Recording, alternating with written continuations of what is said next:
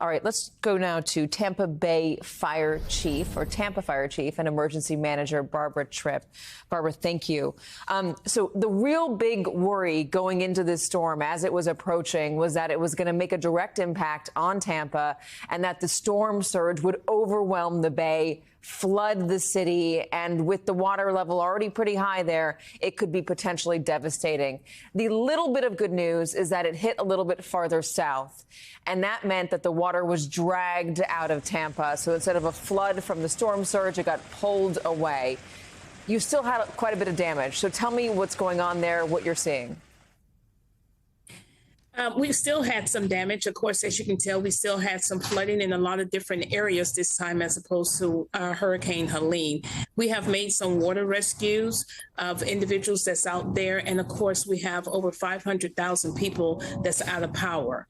So that alone has been very challenging. And of course, a lot of debris is in the road when it comes to trees and power lines down. So our waste department is actually out trying to continue to assess that area. What about, you said there's still rescues going on. Obviously, the water levels are still an issue.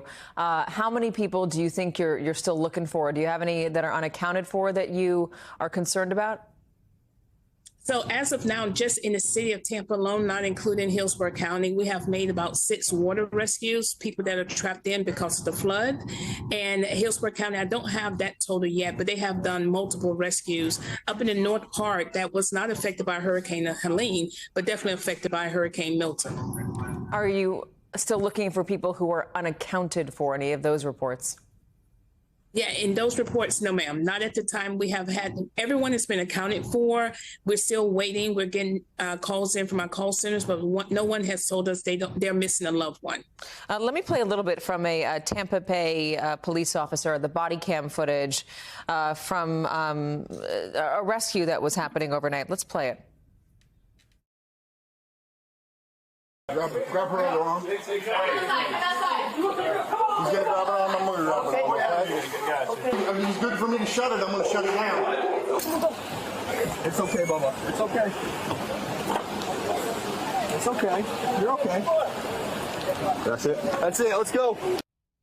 God, it's so scary. I know a lot of people didn't really have much of a choice or felt they didn't have much of a choice because, listen, it's hard to pick up and leave.